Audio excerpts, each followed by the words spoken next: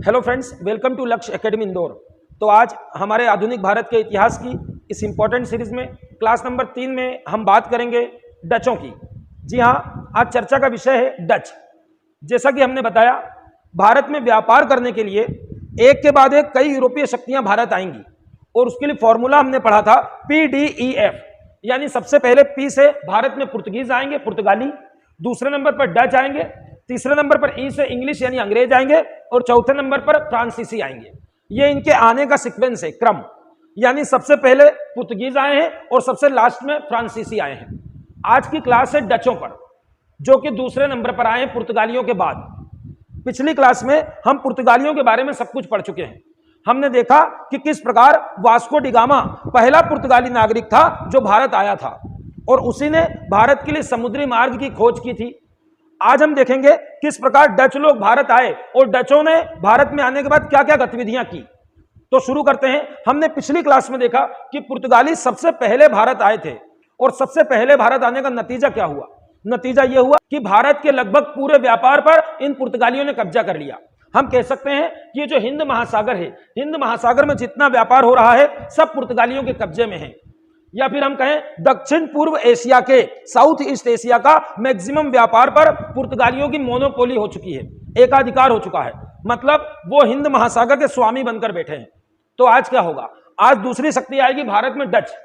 तो भैया डच भारत आएंगे तो सीधी सी बात है पुर्तगालियों से झगड़ा होगा, क्योंकि पुर्तगाली पहले से ही हिंद महासागर के व्यापार पर कब्जा जमाए बैठे हैं और डच जो कि पुर्तगालियों से 100 साल बाद आ रहे हैं, लगभग 100 साल बाद। पुर्तगाली वास्को डी गामा 1498 में आया था और आज जब डच देखेंगे तो आप देखेंगे 1596 में ये लोग आए हैं, 1596 में। तो 100 साल बाद आए हैं। आते से इनका पुर्तगालियों से झगड़ा होगा और जहां जहां पुर्तगाली और डचों का झगड़ा होगा वहां वहां मैक्सिमम जगह पुर्तगाली बेचारे हार जाएंगे और डच जीत जाएंगे। और जितना पुर्तगालियों ने यहां हिंद महासागर में, दक्षिण पूर्व एशिया में और भारत में जितने व्यापारिक केंद्र बना रखे हैं सब के सब डचों द्वारा जीत लिए जाएंगे। मतलब पुर्तगालियों के पतन में, पुर्तगालियों के डिक्लाइन में सबसे बड़ा कारण थे डच। हालांकि पुर्तगालियों की अंग्रेजों से भी लड़ाई होगी, मगर पुर्तगालियों के पतन में, उनको बर्बाद करने में जितना डचों का हाथ है उतना अंग्रेजों का नहीं है, क्योंकि डचों की दूसरे नंबर पर आने से इनका डचों के साथ जोरदार संघर्ष हुआ और हर जगह पराजय इनको मिली पुर्तगालियों को।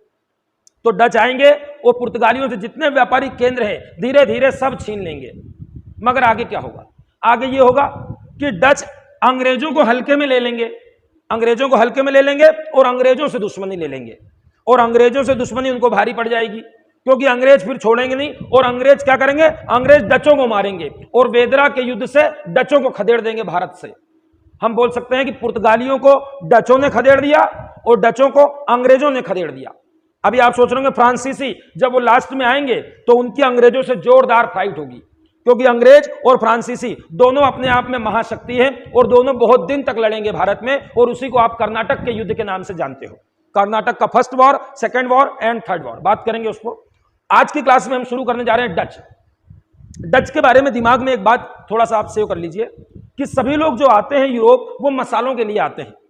तो डच आए ये भी मसालों के लिए हैं, मुख्य रूप से मसालों के लिए आए हैं। मगर डचों के बारे में एक बात ध्यान रखना, हमने आपको बताया था ये है इंडोनेशिया।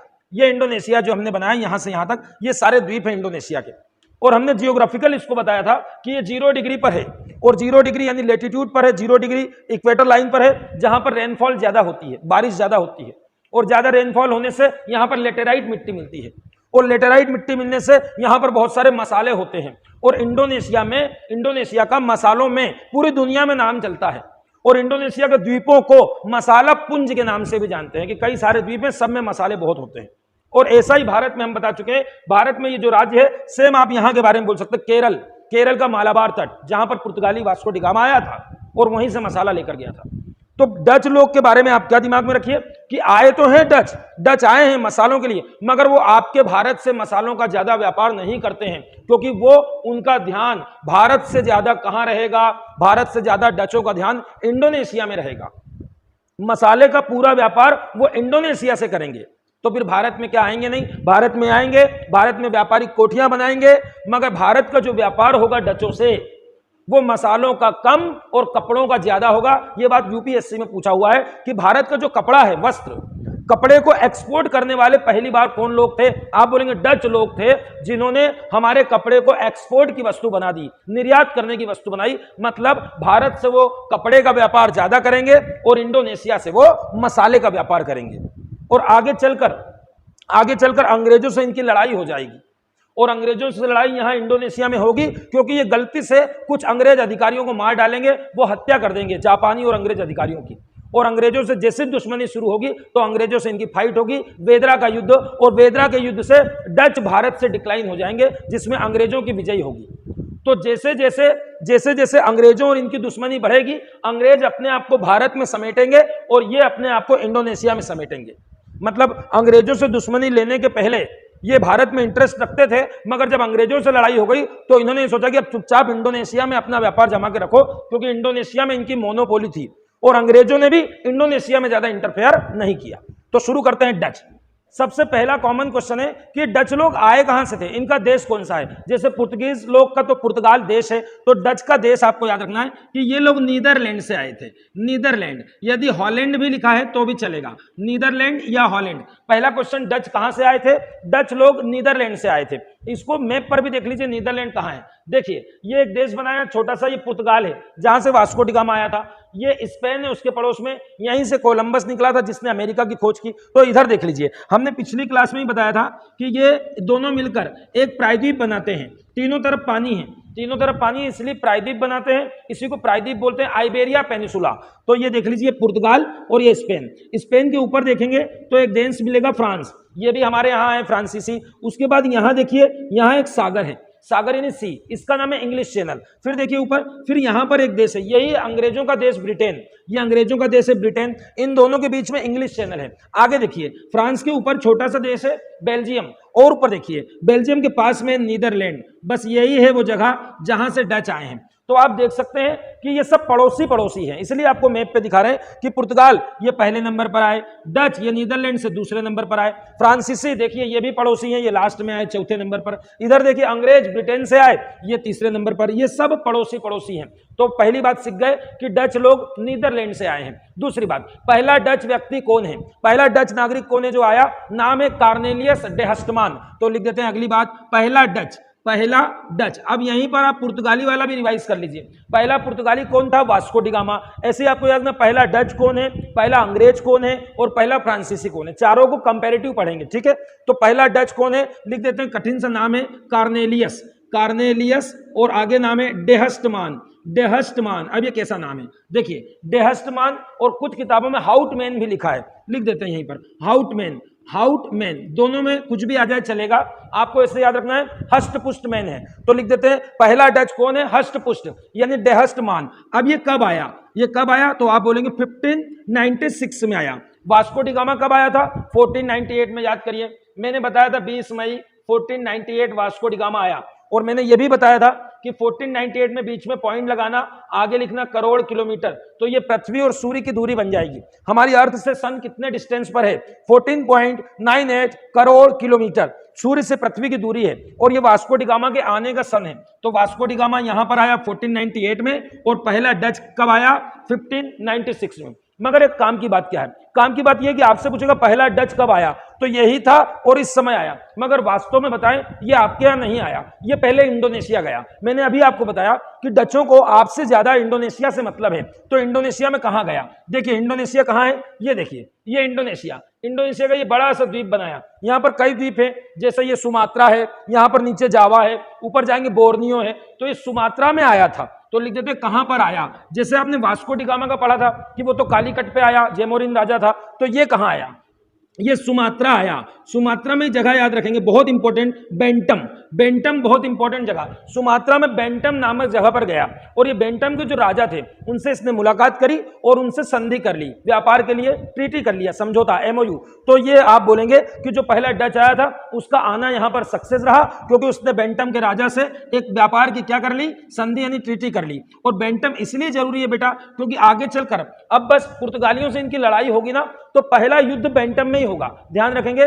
पुर्तगालियों और डचों की पहली लड़ाई कहां होगी? बैंटम में। मैं पूछूंगा बैंटम कहां है, आप बोलेंगे सर इंडोनेशिया में। ये दो बातें आपने सीखी, बात नंबर 1 और बात नंबर 2। पहली बात क्या है? नीदरलैंड से आए हैं। दूसरी बात क्या है? कार्नेलियस डे हस्टमान, पहला डच व्यक्ति कार्नेलियस डे हस्टमान 1596 कहां गया? सुमात्रा और बैंटम। मगर आप गलत नहीं करेंगे, आपसे पूछेगा भारत में कब आए, तो भी आपको यही ईयर लगाना है, क्योंकि इसी वर्ष ये लोग भारत भी आए, भारत के राजाओं से भी इन्होंने बात की व्यापार के लिए। तो ये हो गई पहली बात। अब देखिए 1596 से क्या हुआ? 96 के बाद ये लोग कई बार आए, लगभग 15 बार डच लोग आए, इंडोनेशिया आए, भारत आए, और ये व्यापार इनका शुरू हो गया। मगर फिर आगे चलकर क्या हुआ? आगे चलकर इनके व्यापार को और ज्यादा स्थायी बनाने के लिए इन्होंने एक कंपनी बना ली, एक कंपनी बनाई जिसका नाम है United East India Company of Netherland. पहले लिख दें फिर समझाते हैं। United East India Company of Netherland, Netherland. अब हम में से कई स्टूडेंट को यदि बोले ईस्ट इंडिया कंपनी तो हम ये समझते हैं अंग्रेज, हाँ, क्योंकि हम यही समझते हैं ईस्ट इंडिया कंपनी मतलब अंग्रेज। मगर वास्तव में सबकी ईस्ट इंडिया कंपनी थी, पुर्तगीज की भी थी, इनकी डचों की भी है, फ्रांसीसियों की भी है, सब में यही लिखा रहेगा। जैसे बताता हूं, अंग्रेजों की कंपनी क्या कहलाएगी? British East India Company. इनकी कंपनी क्या कहला रही है? East India Company of Netherland, उनके देश का नाम, क्योंकि ईस्ट और इंडिया तो सब में ही लगा रहेगा, क्योंकि हम पूर्व के देश हैं और ये कंपनी यहां से इधर आ रही, तो ये लोग पूर्व के देशों के साथ व्यापार करने आ रहे हैं, इसलिए कंपनी के आगे क्या लिखते हैं? ईस्ट। और जिस देश में जा रही है उस देश का नाम बीच में लिखते हैं इंडीज, ईस्ट इंडीज कंपनी, ठीक है ना, ईस्ट इंडिया कंपनी। तो ये डचों की ईस्ट इंडिया कंपनी है। और पिछली क्लास में हमने आपको पुर्तगालियों की कंपनी नहीं बताई थी, स्लिप हो गया था, तो अभी उसको कैसे याद करेंगे? ध्यान से देखिए, जब वास्को डी गामा आया है, जब वास्को डी गामा आया है उसी ईयर में आप लगा देना कि उनकी कंपनी भी आपको याद रहना चाहिए। उनकी कंपनी बनी थी 1498 में, नाम है पुर्तगीज ईस्ट इंडिया कंपनी। मैं पूछूंगा पुर्तगालियों की कंपनी कब बनी, तो आप बोलेंगे जब वास्को डी गामा आया था। कंपनी का भी ईयर वही है और वास्को डी गामा का भी वही है, क्योंकि यहां पर आपको सारी कंपनी चारों की देखना पड़ेगी, Portuguese company, Dutch company, English company. तो आपकी इनकी कंपनी याद रखेंगे 1602 में। ये जो कंपनी थी इसके बारे में बहुत इंपॉर्टेंट बात, वहां की जो पार्लियामेंट है नीदरलैंड की जो पार्लियामेंट संसद, उसने इस कंपनी की स्थापना करी। कई सारे इसमें शेयर होल्डर्स थे। इस कंपनी की एक विशेष बात आपको देखने को मिलती है कि जितनी भी कंपनी भारत आई व्यापार करने, उनमें सबसे ज्यादा प्रॉफिट देने वाली, अपने शेयर होल्डर्स को, अपने पार्टनर्स को सबसे ज्यादा प्रोविडेंट देने वाली, तो लिख देते हैं सबसे ज्यादा लाभ देने वाली कंपनी थी। याद रखेंगे, पूछा हुआ क्वेश्चन है कि इन चारों कंपनी में किस कंपनी ने बहुत दिनों तक अपने शेयर होल्डर्स को, पार्टनर्स को सबसे ज्यादा प्रॉफिट दिया है, तो आप बोलेंगे डचों की United East India Company of Netherland. अब इसका डच की लैंग्वेज में नाम देखेंगे तो कठिन सा नाम मिलेगा, फिर भी आप देख सकते हैं कभी आ जाए तो BOC के नाम से आएगा। इसको बोलेंगे वेरेनिगदे, अब ये ऐसा शब्द आएगा उनकी लैंग्वेज, वेरेनिगदे। इसको बोलेंगे ओ से ओस्ट, ओस्ट, और ई से इंडिसे, इंडिसे। आप बोलेंगे सर कैसा नाम लिख दिया आपने? वेरेनिगदे ओस्ट इंडिसे, ऐसा ही नाम है, इंपॉर्टेंट नहीं है, मगर याद रखना कि इस जो कंपनी बन रही है इसका ओरिजिनल नाम यही है, इसका मूल नाम ये है, मगर नॉर्मल फेमस नेम क्या है? United East India Company. ये तो कॉमन शब्द है, East India Company of Netherland. तो ये बन गई 1602 में कंपनी। आप देखते हैं कि भारत में इन्होंने आके क्या किया। अभी दो चीजें देखी हैं, पहला डच कब आया? 1596 में, हष्ट पुष्ट है, और पहली डचों की कंपनी 1602 में बनी है, ईस्ट इंडिया कंपनी, जिसने सर्वाधिक समय तक अपने पार्टनर्स को प्रॉफिट दिया है। अब बात करते हैं डच भारत आए तो क्या हुआ। तो आपके दिमाग में इमेज है कि पहले आएंगे तो सबसे पहले पुर्तगालियों से लड़ाई होगी, तो इनकी करा देते हैं पुर्तगालियों से लड़ाई, और पुर्तगालियों के जितने सेंटर थे सब छीन कर किसको देते हैं? डचों को। फिर क्या करेंगे? फिर अंग्रेजों से दुश्मनी करा देंगे और अंग्रेजों से इनको मार खिलवा देंगे, तो इनसे आपको फुर्सत मिल जाएगी। तो लिखते हैं अगला। अब पुर्तगालियों के पतन में क्या क्या छीना, देखिए पुर्तगालियों से इन्हें क्या क्या छीना, देखते जाइए। सबसे पहले लिखूंगा 1602 लिखूंगा, देखना ध्यान से। अब 1602 अभी आपने पढ़ा, मैं यहीं पर लिख देता हूं तीसरे नंबर पर। आपने पढ़ी इनकी कंपनी कब बनी है? 1602। बस 2 ईयर आपके सामने लिखे। आए कब है? 1596। कंपनी कब बनी है? 1602। 1602 में ही बैंटम में इनकी पहली लड़ाई होगी। बैंटम में इनकी लड़ाई होगी किससे? पुर्तगालियों से। पुर्तगालियों से लड़ाई होगी, फाइट, और ये पुर्तगालियों को हरा देंगे। ये डच जीत जाएंगे और पुर्तगालियों को पराजय कर देंगे। एक के बाद एक पुर्तगालियों से कई सारे क्षेत्र लिए जाएंगे। देखिए इंडोनेशिया में एक क्षेत्र जो कि आपको आगे भी आएगा, अंबाइना। अब देखो इंपॉर्टेंट है बेटा, क्यों? पहले तो याद रखेंगे कि इनका पहला पुर्तगालियों से झगड़ा बैंटम में हुआ, जहां ये पहुंचे थे, ठीक है। 1605 में इन्होंने पुर्तगालियों से अंबाइना ले लिया। ये जो अंबाइना है ये इंडोनेशिया में है, इस पर पुर्तगालियों का कब्जा हो चुका था, उन्हीं का व्यापार होता था, तो लिख देते हैं अंबाइना छीन लिया।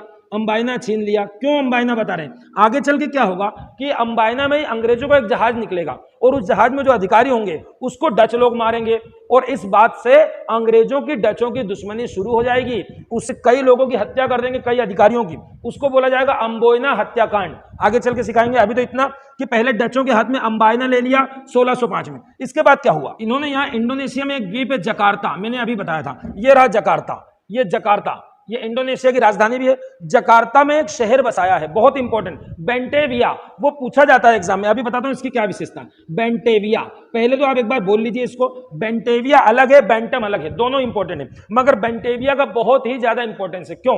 क्योंकि इंडोनेशिया का जितना भी व्यापार ये लोग करेंगे उसका हेडक्वार्टर वो इसी को बनाएंगे। तो आपसे पूछेगा इंडोनेशिया में कौन सा शहर ऐसा है जो डचों ने बनाया था, आप बोलेंगे बेंटेविया नाम की सिटी। बेंटेविया नाम की सिटी किसने बसाई?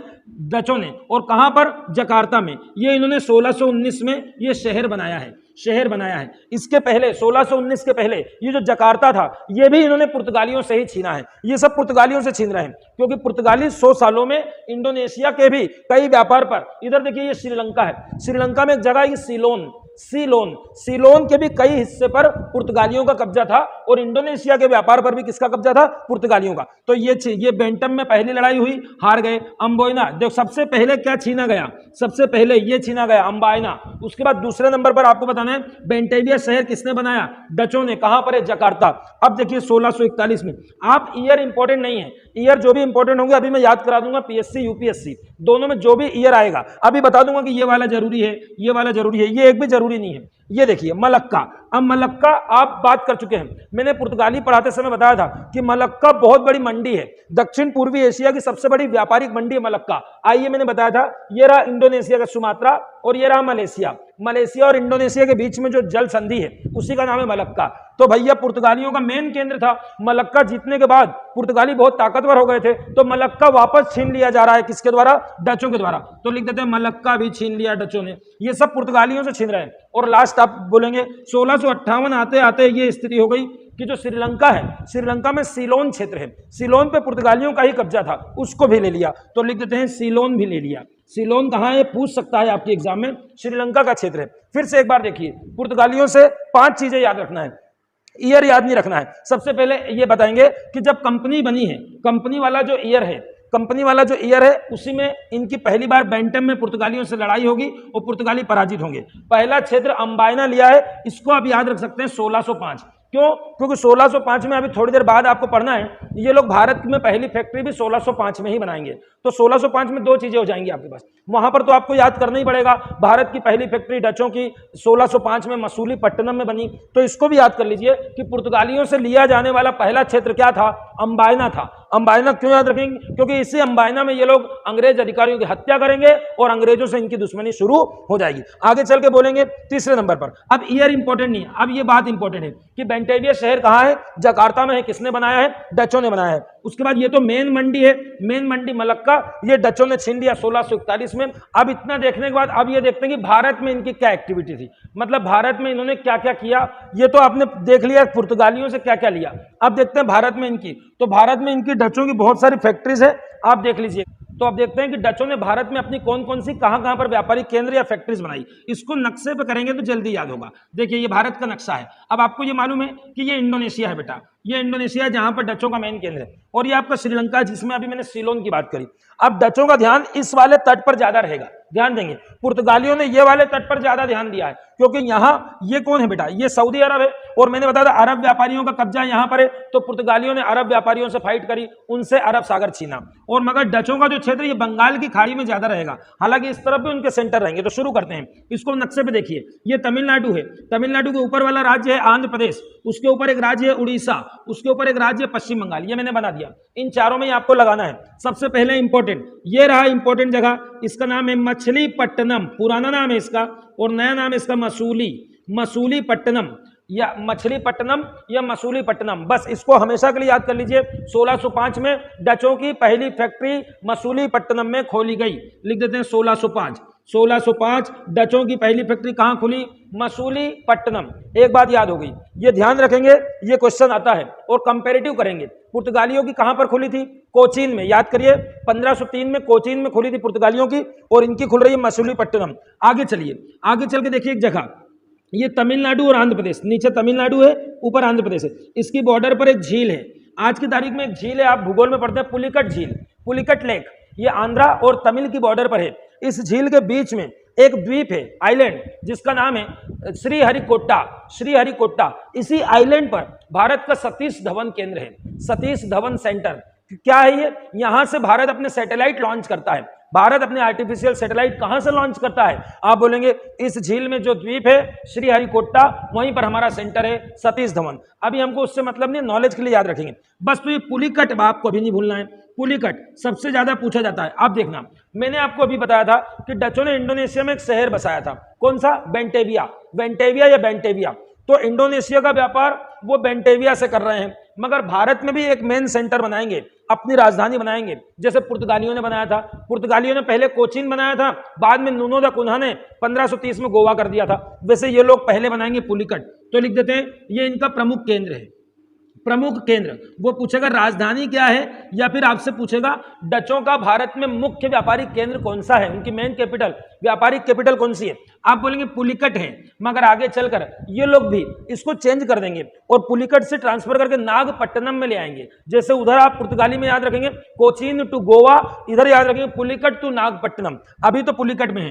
अब यहाँ पर एक बात और, यहाँ पर इन्होंने एक टकसाल लगाई, मतलब जहां पर ये सिक्के ढालते थे, और वो जो सोने के सिक्के थे उन्हीं को स्वर्ण पेगोडा बोलते हैं। तो ध्यान रखेंगे, स्वर्ण पेगोडा, पेगोडा नाम के क्या है? ये क्वाइन है, क्वाइन। आपसे पूछेगा कौन सी कंपनी ने एक टकसाल बनाया था जो सोने के सिक्के स्वर्ण पेगोडा वहां पर ढाले जाते थे? आप बोलेंगे डचों ने बनाया था। कहां पर बनाया है? ये पुलिकट में बनाया है। तो दो बातें आपको याद हो गई है, पहला मछलीपट्टनम या मसूलीपट्टनम, दूसरा पुलिकट। 1605 1610 पुलिकट इनका मेन सेंटर है, आगे चलकर नागपट्टनम हो जाएगा। यहां तक पहुंचे दो सेंटर। इधर देखिए, ये रहा गुजरात। गुजरात में आपको याद ही रखना है सूरत, सूरत वेरी इंपॉर्टेंट। गुजरात में जो सूरत है, यहां पर डचों ने अपना केंद्र खोला 1616 में। इंपॉर्टेंट नहीं है, मगर सीक्वेंस से पढ़ा रहे हैं, पहले ये फिर ये फिर ये। सूरत, ये सूरत की कहानी अलग है। सूरत सूती वस्त्रों के लिए जाना जाता है, और मैंने बताया डच लोग जो भारत में व्यापार करेंगे वो मुख्य रूप से कपड़ों का करेंगे। भारत के ये वाले कोरोमंडल, अच्छा ध्यान रखेंगे, ये पूरे तट को कोरोमंडल बोलते हैं। पुर्तगालियों के समय मैंने ये वाला बताया था, इधर वाले को मालाबार बोलते हैं। पुर्तगाली मालाबार के राजा हैं, डच लोग कोरोमंडल के राजा हैं, आप ऐसे भी समझ सकते हैं। तो ये सूरत में इन्होंने सेंटर बनाया। आगे चल के एक सेंटर बनाया इन्होंने यहां पर, ये तमिलनाडु में देखिए केरिकल, केरिकल आप इसी को बोले कराईकल, केरिकल या कराईकल। आपको याद हो तो एक केंद्र शासित प्रदेश है पांडिचेरी, ये पांडिचेरी का ही जिला है। पांडिचेरी भारत का ऐसा केंद्र शासित प्रदेश है जो कई राज्यों में है। जैसे पांडिचेरी का एक जिला है माहे, माहे केरल में पड़ता है इस तरफ। एक जिला है यनाम, यनाम आंध्र प्रदेश में पड़ता है। एक जिला है केरिकल, केरिकल तमिलनाडु में पड़ता है। ये हम भूगोल में सिखाएंगे भारत में। अभी देखिए, तो यहाँ पर एक बना दिया हमने केरिकल, चार हो गए। पहला मछलीपट्टनम, फिर उसके बाद मैंने बताया पुलिकट, स्वर्ण पेगोडा सिक्के की टकसाल, फिर मैंने बताया गुजरात, और लास्ट में केरिकल। अभी एक रह गया, उसको भी देख लीजिए। आंध्र प्रदेश में एक और जगह लिख रहा हूं, विमिलीपट्टनम। अब आप कंफ्यूज नहीं होंगे, विमिलीपट्टनम। अब देखना ध्यान से, एक है विमिलीपट्टनम, एक है मसूलीपट्टनम, और एक अभी आने वाला है नागपट्टनम। तीन पट्टनम है, इनमें से नागपट्टनम तमिलनाडु में है, नागपट्टनम तमिलनाडु में है, मगर विमिलीपट्टनम आंध्र प्रदेश में है। तो लिख देते हैं ये आंध्र प्रदेश में है। मछलीपट्टनम ये भी आंध्र प्रदेश में है। तो आगे लिखते हैं, ये आ गया। अब ऊपर चलिए, ऊपर बंगाल में इनके दोनों सेंटर आपको याद रखना पड़ेंगे, क्योंकि दोनों इंपॉर्टेंट है। एक तो बहुत फेमस है कासिम बाजार, कासिम बाजार बहुत पुराना क्षेत्र है। कासिम बाजार में इनका एक सेंटर व्यापारिक केंद्र है। और दूसरा थोड़ा ऐसा सा नाम है चिनसुरा, चिनसुरा बंगाल में है। ये पूछ सकते हैं एग्जाम में कि डचों का जो व्यापारिक केंद्र चिनसुरा है, ये चिनसुरा कहाँ है? क्यों इंपॉर्टेंट है? क्योंकि यहां पर डचों ने एक फोर्ट बनाया था, किला। क्योंकि अंग्रेजों की तरह डचों को भी अपनी व्यापारिक जो फैक्ट्री है उसके आसपास सुरक्षा की दृष्टि से किला बनाने की परमिशन मिली हुई थी राजाओं से। तो इन्होंने एक यहां पर किला बनवाया। तो उस किले का नाम जरा कुछ तो भी है, देख लीजिए ध्यान से, गुस्तावुस, गुस्तावुस ये नाम है इसका, गुस्तावुस फोर्ट।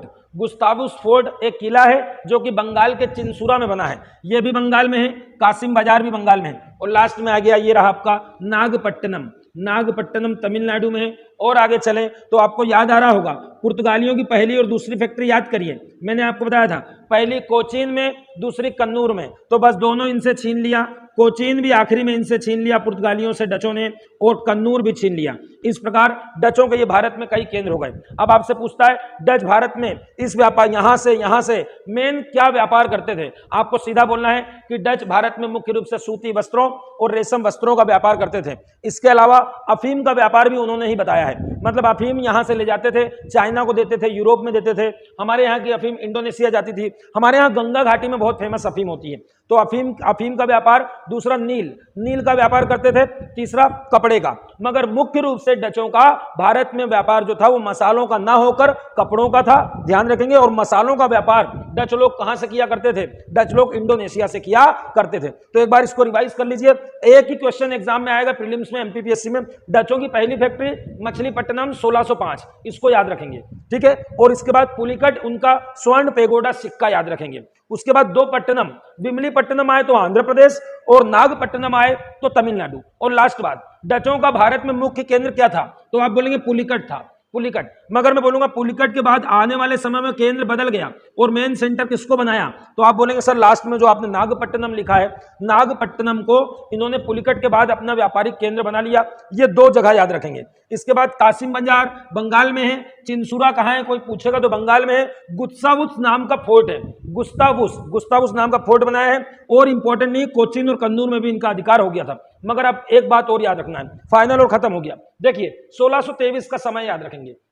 1623 में अम्बोयना हत्याकांड हो गया, जिसके बारे में बता रहा था। ये जो अम्बायना आपने लिया था पुर्तगालियों से क्या क्या लिया था आपको याद है? अम्बायना लिया था 1605 में, मैंने अभी बताया अम्बायना लिया। उसके बाद मैंने एक शहर बनाया था वेंटेविया शहर, उसके बाद मैंने मलक्का, ये तीन चीज ही मैंने। तो अम्बायना में एक अंग्रेज जहाज जा रहा था अंग्रेजी, उसमें कई अंग्रेज अधिकारी बैठे थे और जापानी अधिकारी थे। डचों ने उसको लूट लिया और उन सब की हत्या कर दी, जिसकी वजह से अंग्रेजों से इनकी दुश्मनी शुरू हुई। तो लिख देते हैं अम्बोयना हत्याकांड। अम्बोयना, ये अम्बायना भी होता है, अम्बोयना भी होता है। अम्बोयना हत्याकांड कब हुआ? 1623 में एक हत्याकांड कर दिया डचों ने, जिसमें कई अंग्रेज अधिकारियों को मार दिया और यहीं से अंग्रेजों और डचों की दुश्मनी शुरू हो गई। और फाइनल लड़ाई आप लिख लीजिए, ये बहुत इंपॉर्टेंट पूछा जाता है, वेदरा। वेदरा कोई नहीं भूलेगा, क्योंकि वेदरा ही वो लड़ाई है जिससे डचों को भारत से खदेड़ दिया जाएगा। किसके द्वारा? अंग्रेजों के द्वारा। तो आप बोलेंगे वेदरा की लड़ाई कब हुई? 1759 में। 1759 में बैटल ऑफ वेदरा हुआ, जिसमें अंग्रेजों ने डचों को बुरी तरह पराजित किया और लगभग भारत से खदेड़ दिया। अब इसके बाद क्या हुआ? डचों ने अपने आप को इंडोनेशिया में समेट लिया और अंग्रेजों ने अपने आप को कहां समेट लिया? भारत में। अंग्रेजों ने भी सोचा कि इनसे वहां इंडोनेशिया में नहीं लड़ना है, इनको वहां का व्यापार करने दो। और डचों ने बोला कि अंग्रेजों से लड़ने में हमको बहुत नुकसान हो गया, इसीलिए दोनों अपने अपने क्षेत्र में सीमित हो गए। तो ये थी डचों की कहानी। आपको दिमाग में कुछ चीजों को सेव करना है, 1 मिनट में यदि रिवाइज करें तो सबसे पहले डच कहां से आए? नीदरलैंड से। पहला डच व्यक्ति कौन था? हस्टपुस्टमैन, 1596। डच की कंपनी कब बनी? 1602 में। ये 3 बात तो कॉमन है। इसके बाद डच का किससे संघर्ष हुआ? पुर्तगालियों से। पहली लड़ाई कहां हुई? बोलेंगे बैंटम में, जहां वो लोग गए थे सबसे पहले, ठीक है। उसके बाद पहला क्षेत्र कौन सा लिया? अम्बायना लिया 1605 में। उसके बाद हम बता था मलक्का क्षेत्र भी उनसे ले लिया पुर्तगालियों से, और सीलोन भी ले लिया। और एक ही शहर बसाया है बेंटेविया। वो पूछेगा इंडोनेशिया के व्यापार का मेन सेंटर था बेंटेविया, भारत के व्यापार का मेन सेंटर था पुलिकट। भारत में पुलिकट, वहां पर बेंटेविया। और भारत में 1605 में मछलीपट्टनम, और उसके बाद पुलिकट में स्वर्ण पेगोडा सिक्के। विमलीपट्टनम, नागपट्टनम, कैराईकल पांडिचेरी का जिला तमिलनाडु में है। ये हो गया आपका रिवीजन। उम्मीद करते हैं समझ में आया होगा। ये डच थे। इसके बाद अगली शक्ति आएगी, और शक्ति नहीं महाशक्ति है वो, क्योंकि अंग्रेज है वो। अंग्रेजों के बारे में ज्यादा डिटेल में पढ़ना पड़ेगा, क्योंकि अंग्रेज तो भारत में ठहर ही जाएंगे, इनको कोई भगाएगा नहीं, इनको तो हम ही भगाएंगे। लास्ट में हमको आजाद करेंगे 1947 में। अंग्रेज भी इनकी तरह व्यापार करने आ रहे हैं, मगर भारत में ऐसी कौन सी सोशल, पॉलिटिकल, इकोनॉमिकल कंडीशन होगी जिसका ये लोग फायदा उठाएंगे और भारत को गुलाम बना लेंगे। तो अगली क्लास में मिलते हैं। जब तक के लिए जय हिंद, जय भारत।